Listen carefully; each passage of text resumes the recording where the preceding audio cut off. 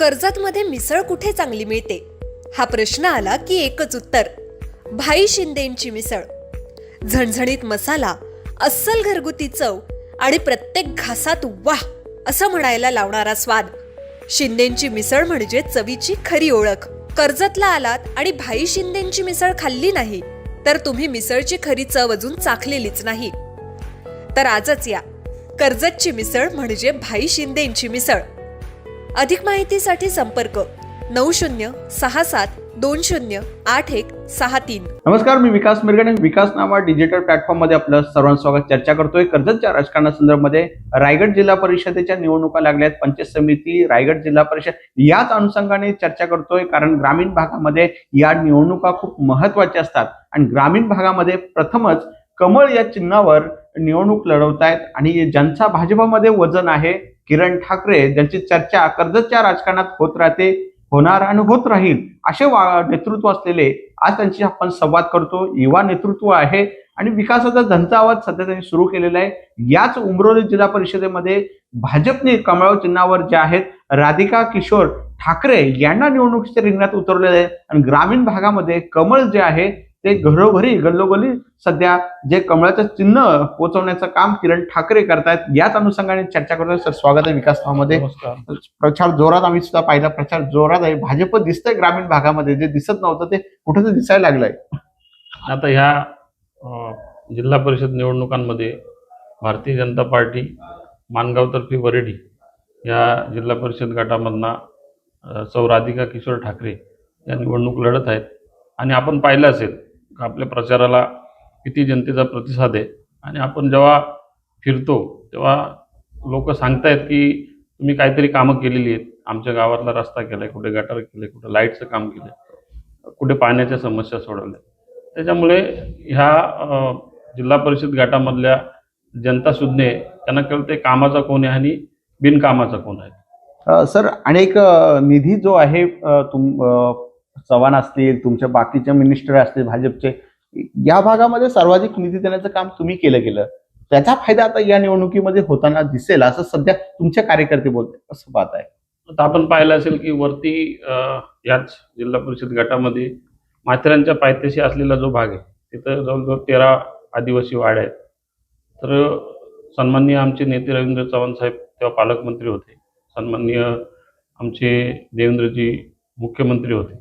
त्या काळामध्ये मी साहेबांना सांगितलं की ही गावं जी आहेत, आता जी नरेंद्र मोदीजींचं जे विजन आहे की सर्व आदिवासी भाग किंवा असा जो भाग आहे जो मुख्य प्रवाहात आजपर्यंत आला नाही, त्यांना मुख्य प्रवाहात आणण्याची गरज आहे.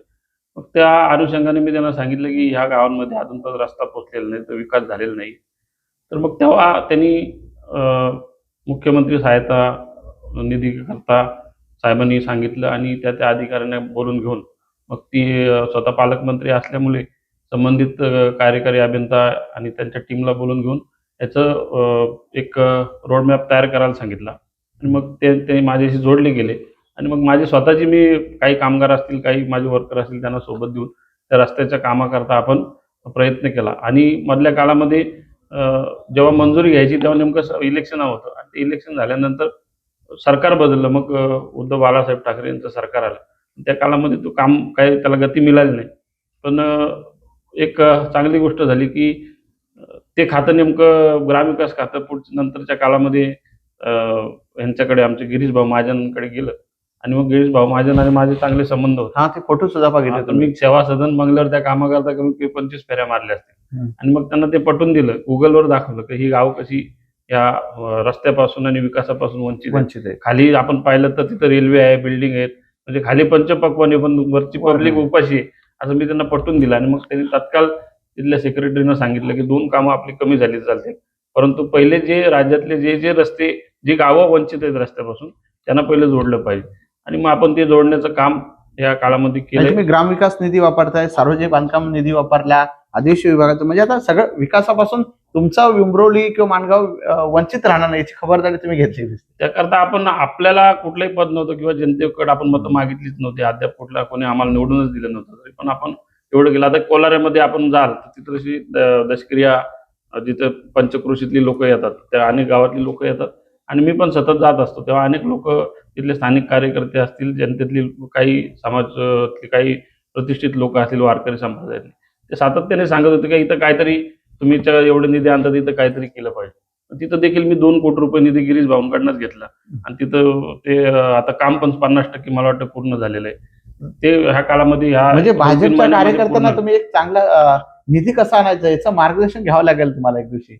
आता आपण प्रामाणिक काम केलं, आपल्याला वाटतं आपलं सरकार आहे, आपण गावोगावी आता तुम्ही किरवली पासून स्टार्ट केलं तर जो जिल्हा परिषद गण आहे, तर प्रत्येक गावामध्ये आपलं काही ना काही काम 25 लाख, 30 लाख, 20 लाख असं काम आपण केलेलं आहे. तिथले रस्ते असतील, तिथली गटार असतील, तिथल्या समस्या आपण सोडवण्याचा प्रयत्न केलेला आहे. आणि आपण जर पाहिलं असेल की ह्याच्या आधी जर ज्यांना निवडून दिलं, जे माझ्या विरोधात जे ह्या गटामध्ये जे आहेत ते सभापती राहिलेले लोक आहेत, त्यांच्या घरातले, कुटुंबातले, परंतु त्यांनी असं ठोस केलेलं काम आपल्याला दुर्बिणीतून पाहावं लागेल का कुठं कामं केलेली आहेत. मग ठोस केलं ना सभापती असताना. कुठं कामं दिसतच नाही, कामं केलेली दिसतच नाहीत. कामं त्यांनी आपण सांगू शकतो, आपण मी यादी दिली, मी वाचून दाखवतो, मी बोलून दाखवतोय, ते तशा पद्धतीचे कुठलं एकही काम त्यांचं केलेलं पण दिसत त्यांचा नाही. आमदार आहे, मग काम नाही झाले, आमदारांनी केले. ते आमदारांनी केली असतील, आमदारांचा पार्ट वेगळा. आता मी आमदार नाहीये, पण मी माझ्या ह्याच्यात, पण ते पंचायत समिती जे सदस्य होते, सभापती. त्यांच्याकडे जो अधिकार असतो त्या अधिकारातला देखील वापर त्यांच्याकडनं झालेला दिसत नाही. ओके, म्हणजे त्यांचा विकास त्यांचाच झाला असं म्हणायला काही हरकत नाही का. ते आता तुम्ही शोधा. मूळ मुद्दा असा आहे की इकडे याच उमरोलीमध्ये ठाकरे गट निघतोय, इकडे परिवर्तन आघाडी उभी झालेली आहे, त्याच शिवसेना लढते, एकीकडे तुम्ही भाजपामध्ये लढते. या जागेकडे सगळ्यांचं लक्ष लागलेलं आहे. दोघांच्या भांडणामध्ये तुम्हाला लॉटरी मिळेल. कसं आहे, हे पब्लिक आहे, हे सब जानते आहे. काम करणाऱ्या माणसाला प्राधान्य ह्या देतील. गटातली जे मतदार आहेत ते आशीर्वाद रूपी आम्हाला देतील. आणि आमचं तुम्ही नेचर पाहिलं असेल तर आम्ही सर्वसामान्य कुटुंबातले, आम्ही कुठे दादागिरी करत नाही, कुठे काय अशी चुकीची करतोय कामं मग करत दादागिरी नाही. कोण करतंय. ते आता तुम्ही आता निवडणुकीतच दिसेल ना, कुठं कुठं काय काय दादागिरी, मतदारांना कशी प्रेशर करणार, दादागिरी करणार, दमदाट्या कशा कोण करणार. करतंय ना. तुमचं दिसेल सरकार, तुम्हाला. तुमचा आता मुख्यमंत्री आहे, तुमचा 2 दिवसात दिसेल ना गृहमंत्री कसं. तुमचा आहे, सगळं तुमचं आहे. 2 दिवसात तुम्हाला तुमचा आमदार आहे, एक तुमचा गावामध्ये खासदार काय आहे. काय झालं ते दिसेल तुम्हाला. आणि मग बिहार झालं, बिहार झालं. आता त्याच दिशेने आता आपण आपलं कर्जत मतदारसंघाचं बोलायचं झालं तर आता ते गँगवॉर एक प्रकारचा सुरू झालेला आहे. आता इथं कोणाचे कधी हातपाय तुटतील, कोणाची मर्डर होईल, कोण काय होईल, त्याचे काही आपल्याला ह्यापूर्वी नव्हतं. आता आमचे जे नेते आहेत, भाजपच्या लोकांनी दम येतोय का. सुरेश भाऊलाड आमदार होते, साटम साहेब आमदार होते, आता ते दोन्ही नेते भाजपमध्ये आहेत. त्यांच्या काळामध्ये त्यांनी काम केलं, पण अशा पद्धतीची परिस्थिती कर्जतमध्ये नव्हती. आणि जर आपल्याला कर्जत, भाजपच्या लोकांना दम होतो, दम येतो. भाजपच्या लोकांना दम येत नाही. प्रचार सगळ्या तुम्हाला फिरू दिला का सगळ्या ठिकाणी. आम्ही कशाला घाबरतो, आता आम्ही का थोडे काय. नाही, काही ठिकाणी लोक म्हणतात फिरू देत नाही, फिरू देत. असं नाही, आम्ही पण इथले स्थानिक आहोत आणि आम्ही घाबरणारे लोक नाही. ठाकरे ब्रँड आहे. ठाकरे ब्रँड आहे. मूळ मुद्दा असा आहे की आपण शहराचा विचार करत असताना ज्या पद्धतीने भाजपामध्ये वेगळे सेटलमेंट, तिकडे वेगळे, तुम्ही वेगळे, म्हणजे तिकडे वेगळे लोक त्यांच्या आमदारांसोबत, तुम्ही स्वतंत्र लढताय भाजपा म्हणून, हे असं म्हणजे आता काही लोकांची मानसिकता होती का त्यांच्यासोबत जायचं, परंतु आपण पाहिलं असेल की खोपोली आणि माथेरान नगरपालिकेमध्ये आमच्या ज्या जागा होत्या, त्यांच्या ज्या आम्हाला जागा सुटल्या तिथं आमचे नगरसेवक उभे राहिले. तिथं ते चंद्रकांत चौधरी जे विद्यमान नगराध्यक्ष आहेत, त्यांच्या पत्नीला आमच्याच जो उमेदवार अधिकृत दिला होता महायुतीचा, तिथं बंडखोरी करायला लागली, तिथं त्याला उभी केली, त्याच्यामुळे ती सीट पडली. खोपोलीमध्ये पण ते तान्हा म्हणून आमची उभी केली होती, तिथं पण तसंच केलं. त्या ठिकाणी पण ते बंडखोरांना ताकद दिली. हे कुठंतरी चुकीचं धोरण त्यांचं आहे. आणि त्यांचं नेहमीच म्हणजे आता ज्या जागा आम्ही भारतीय जनता पार्टी लढणार होतो, ज्या आमच्या चव्हाण साहेबांनी सांगितलं बाबा ह्या जागा नेरळ आणि उमरोली हे आम्ही लढणार, बाकी तुम्ही लढा, अशा 2 जागा आम्ही लढणार होतो, 4-5 पंचायत समिती आम्ही लढणार होतो. पण त्या आधीच त्या आमदारांनी डिक्लेअर करून टाकल्या. म्हणजे आम्ही मागायलाच नको, मग आम्ही काय फक्त त्यांच्या मागच फिरायचं का. आमच्या लोकांना काय ह्या मतदारसंघामध्ये निवडणूक लढून जिंकून किंवा पुढे काम करायचं नाही का. मी एकला चलो रे नारा यावेळेस घेतला होता आणि मी त्याच्यावर ठाम राहिलो. ओके, पक्ष काय बोलत नाही का. त्या पक्षाने अधिकृत एबी फॉर्म दिलाय मला, एबी फॉर्म दिलाय. मी अधिकृत कमलाचा उमेदवार आहे आणि त्याच्यामुळे तशी काय अडचण नाही. बाकीच्या लोकांची कशी परिस्थिती आहे. आता आपण पाहिलं तर ह्या गाण्यामध्ये सर्व विरुद्ध किरण ठाकरे अशी लढत आहे. ओके, म्हणजे बाकी पक्ष पहिले राष्ट्रवादी आणि उबाटा एकत्र आहे. तिकडं परिवर्तन आघाडी झाली, ते काय वाटतं खर्चाच्या राजकारणात. आता जनमत कोणाच्या बाजूने काय दिलं, जनता शेवटी आशीर्वाद देणारी जनता आहे. जनता कोणाच्या बाजूने आशीर्वाद देईल त्यांना ह्या निवडणुकीमध्ये. कर्जत नगरपालिकेमध्ये एवढा दाणून पराभव झाला 4,000पेक्षा. हा पराभवचं मंथन तुमचं नेतृत्व तुम्ही किंवा कार्यकर्ते केलं की नाही? तिथं पण तसंच झालं होतं की आधीच ठरलं होतं का कर्जत नगरपालिका ही भावना द्यायची, असं आम्हाला आमच्या नेत्यांनी सांगितलं होतं. त्यामुळे त्यांना जे काम करायचं ते करू द्या त्या पद्धतीने, आणि त्यांना जे उमेदवार द्यायचे किंवा ते देतील ते उमेदवार आपण मान्य करून, आणि आपले काही जुने जे लोक होते त्यांच्यातले उमेदवार असे, आणि यांचे शिवसेना शिंदे गटाचे असे उमेदवार करून युती करून ती खोपोली त्यांना माथेरान त्यांना आणि कर्जत आम्हाला, असं आधीच ठरलं होतं. परंतु ते असताना जेव्हा आरक्षण डिक्लेअर झाली तेव्हा आमदारांनी त्यांची माणसं त्यांच्या सीट डिक्लेअर करणं सुरू केलं. त्याच्याने ते वातावरण बिघडलं. जर पहिल्याच दिवशी त्यांनी जर जाहीर केलं असतं का बाबा ही नगरपालिका सन्माननीय इथले आमचे नेते लाड साहेबांना सोडलेली, मग त्या पद्धतीने काम त्या दिवसापासून सुरू झालं असतं. मग ते म्हणजे असं कसं तिथं मग हे झालं होतं, नक्की जनतेला पण कळत नव्हतं नक्की कोण उमेदवार काय. तर ती दिशा ठरायची तर दिशा ती ठरली नाही. त्याच्यामुळं आम्हाला त्या निवडणुकीमध्ये फटका मिळाला. एकच नगरसेवक आला, त्यांचे 6 आले, त्याचाच फटका बसला ना. काय चेहरे जनता काय- संभ्रमात होती ना, नक्की काय मग ते, आणि दिवसा किती 7-8 दिवस 10 दिवसामध्ये किती कव्हर करणार. काय विकासाचे मुद्दे घेऊन चालले या माणगावमध्ये या जिल्हा परिषद निवडणुकीच्या दृष्टीने? आता इथं आपण पाहिले तर पाण्याची समस्या एकदम डेंजर आहे. भीषण आहे. आणि केंद्र सरकारने जी दिलेली योजना आहे ही जलजीवन मिशन, ती योजना कर्जतमध्ये तर फेल गेलेली आहे. बाकी ठिकाणी आपण पाहतो तर तिथं चांगली चालली. तुम्ही मला वाटतं ते मध्यंतरी आवाज पण उठवला होता वाटतं. आणि ही योजना कशी आहे, ही गरजेचा विषय होता, ती केंद्राने केलेली योजना आहे. परंतु आपण कर्जतमध्ये जलजीवन मिशन बघितलं तर म्हणजे कर्जत तालुक्यातली फेल योजना आहे. कुठं ती कामं पूर्ण झालेली नाही, तिथं पाणी पोचलं नाही, त्याच्यावर त्यांच्यावर अंकुश नाही. तर हे काय करतात ते मलाच नेमकं कळत नाही. कधी आता याच्यानंतर मी त्याच्यावर आवाज उठवणार आहे, सगळी माहितीचा अधिकार घेऊन, माहिती घेऊन त्याच्यावर मी बोलणार आहे. आणि त्याच्यावर कारवाई करण्याकरता देखील मी रीट करायला लागले किंवा PL करायला लागले तरी चालतील, त्या देखील मी करील. आमच्या किरोली गावामध्ये बायका वनवन करतात पाण्याकरता. तर आता मी ते योजना आपण मंजुरीला दिलेली आहे, त्याची आता प्रस्ताव बिस्ताव सादर, मी त्याच्याच मागं होतो. सर्व प्रस्ताव सादर केलेले आहेत. ZP कडनं तिकडं मंत्रालयात पण गेलेलं आहे. तर मान्यता झाली आहे. त्याची मान्यता आता थोड्या काळामध्ये येईल, ती योजना मंजूर होईल. ते पाली डॅमचं पाणी किरोली गाव आणि हालोली गावाची अशी एकत्रित योजना केलेली. आपण वरच्या वाड्यांना पण रस्ता आपण तो मंजूर केलेला आहे.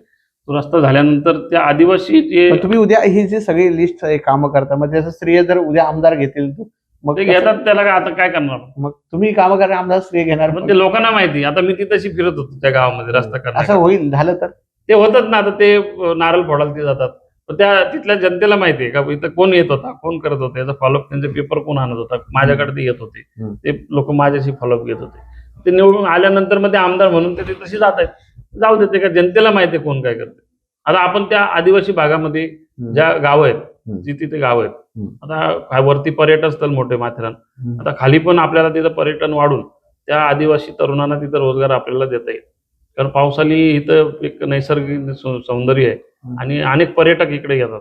तिथं आपण त्यांना तिथं स्टॉल लावून किंवा असं वॉटरफॉल हे वरती आहेत, आणि अशा पद्धतीने केलं तर आपल्याला त्या आदिवासी जे तरुण आहेत त्यांना देखील आपल्याला रोजगार तिथं निर्मिती पर्यटनाच्या माध्यमातून करता येईल. मूळ मुद्दा असे, मतदारांना काय आवाहन करा? शेवटचा प्रश्न आहे, मतदारांना काय आवाहन करा? मतदारांना एकच विनंती आहे की भावनेच्या भरात मतदान करू नका. जो माणूस काम करतो, जो खरोखर कामाचा आहे, ज्यांनी कामं केली, जो जनतेमध्ये जातो, ज्यांच्याकडे नम्रता आहे, जो देव देश आणि धर्मावर प्रेम करतो, अशा लोकांनाच ह्या मतदारसंघामध्ये संधी द्या. त्यांना मतदान रूपी आशीर्वाद देऊन त्यांना काम करण्याची संधी मतदारांनी द्यावा, ही आपल्याला एवढी विनंती. सर, कर्जतच्या राजकारणामध्ये आता काही लोकांना अडकतात किंवा अडकत असतील, हे कसं पाहताय? कर्जतच्या राजकारणामध्ये असं नव्हतं, म्हणजे सगळं राजकारणाचं गुन्हेगारीकरण झालं, मग राजकारण इतक्या खालच्या पातळीवर झालं. कर्जत शहर बिहार किंवा कर्जत शहराचं राजकारण हे खूप खालच्या पातळीवर येऊन ठेपलेलं आहे, आणि त्यात आता पैशाचा पाऊस. एक भाजपा म्हणून, एक नेतृत्व म्हणून, एक मतदार म्हणून, एक नेता म्हणून कसं पाहताय कर्जतच्या राजकारणाकडे? कुठेतरी आपण एक तुम्ही सुद्धा राजकीय नेतृत्व आहात, एक वजनदार नेता आहात, तर आपला कर्जत शहर असं बिघडलंय, याला विचार तुम्ही कोण करणार आहात की नाही, की बाबा हे असंच लोटत न्यायचं की काय 29 पर्यंत? नाही, कसं झालंय की आपण कशा पद्धतीने राजकारण केलं पाहिजे. आता आमच्या पक्षाची शिस्त तशी आहे. आमच्या पक्षामध्ये कधी चुकीचं काम करायला समर्थन देत नाही. आता आपण या दुसऱ्या आपल्या बाजूला जे बदलापूर मतदारसंघ आहे किंवा पनवेल आहे, तिकडं पेन मतदारसंघ, हे सगळे मतदारसंघ भाजपचे आमदार आहेत. पण तिथं अशी परिस्थिती नाहीये. आता इथं तरुणांना कुठंतरी बिघडवण्याचं काम त्यांच्या राजकीय स्वार्थासाठी कुठंतरी कर्जतमध्ये केलेलं आपल्याला पाहायला मिळतंय, की काहीतरी चितवायचे, त्यांचे वाद लावायचे आणि मग त्यांना ते पोलीस केस नाही त्याच्यामध्ये अडकवायचे आणि मग त्यांना त्यांच्याबरोबर ठेवायचे आणि त्यांना दर्पणात ठेवायचे आणि हे सातत्याने चालू ठेवायचे. हे कुठंतरी अधोगतीकडे आहे. ही म्हणजे हे शोभणारं नाही आहे. तरी जनतेने किंवा तरुणांनीच अशा लोकांकडे जाणं टाळलं पाहिजे आणि खरोखर जे चांगली लोक आहेत, बाबा जे चांगला सल्ला देतील, कुणाचं वाईट पाहत नाही, कुणाचं वाईट करत नाही, अशा लोकांना त्यांनी साथ द्यायला पाहिजे. नाहीतर ते अधोगतीकडे कर्जत मतदारसंघाची वाटचाल आपल्याला आता दिसते. सर, मला सांगा, उमेदवार तुमचं कोण आहे, त्यांचं चिन्ह काय आहे आणि ते परत एकदा त्यांचं आव्हान सांगा तुम्ही. ना, आमचं चिन्ह इथं भारतीय जनता पार्टीचं कमळ हे चिन्ह आहे आणि कमळ चिन्हाला मतदान करून उमेदवार कोण आहे? आमचा उमेदवार राधिका किशोर ठाकरे ह्या उमेदवार ह्या गणामधल्या आहेत. तर त्यांना मतदान करून प्रचंड मताने माझी विनंती आहे की प्रचंड मताने विजयी करा आणि येणाऱ्या काळामध्ये जो तुम्ही विश्वास आमच्यावर ठेवलेला आहे, तो विश्वासाला कुठंतरी ताळा जाऊ देणार नाही.